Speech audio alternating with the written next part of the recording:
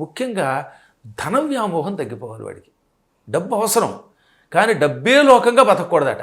యోగులు డబ్బు వద్దంటంలా, అదే లోకముగా బతకూడదు, దాని మీద వ్యామోహం కలగకూడదు. యోగులు పిలిస్తే బంగారం వస్తుంది, నడిచి వస్తుంది, రత్నాలు వస్తాయి. నేను చూశాను కాబట్టి చెబుతున్నాను. ఇసుకలోంచి బంగారం సృష్టించిన యోగుల్ని నేను హిమాలయాల్లో చూశాను. అంత బంగారం పక్కన పెట్టుకుని వాడు మాత్రం ఇసుకలోనే కూర్చుంటాడు. ఇసుకలో నుంచి బంగారం తీసుకొచ్చినటువంటి ఒక యోగిని నా చిన్నప్పుడు చూశాను అన్నమాట. హిమాలయ పర్వతాల్లో నేను చదువుకుంటున్న రోజుల్లోనే చిన్నప్పుడు వెళ్ళిపోయాను. ఒకప్పుడు మీతో చెప్పాను కదా, ఆ వెళ్ళినప్పుడు అక్కడ ఒక ఆయన ఉండేవాడు. ఆయనతో అన్నాను, ఏమండి మేము ఇంతంత బట్టలు వేసుకుంటే కూడా చలి ఆగట్లేదు, మీ దగ్గర ఏమీ లేవు, డబ్బు లేదు, ఎలా బతుకుతున్నారండి అని అడిగాను కొంటెగా. అప్పుడు ఆయన నవ్వి, నా డబ్బు నా దగ్గరే ఉంది అని, అక్కడ ఉన్న గంగా నదీ తీరంలో చాలా గొప్ప ఇసుక ఉంటుంది, అక్కడ బంగారంలో మెరిసిపోతున్న ఆ ఇసుక ఇలా పక్కకి తీసి గుప్పిడి తీసి ఆ తర్వాత నా మొహం మీద కొట్టాడు. అంతా బంగారం కాసులు అయిపోయింది. ఆయన చెప్పాడు, ఇలాంటి బంగారం నేను సృష్టించుకోగలను.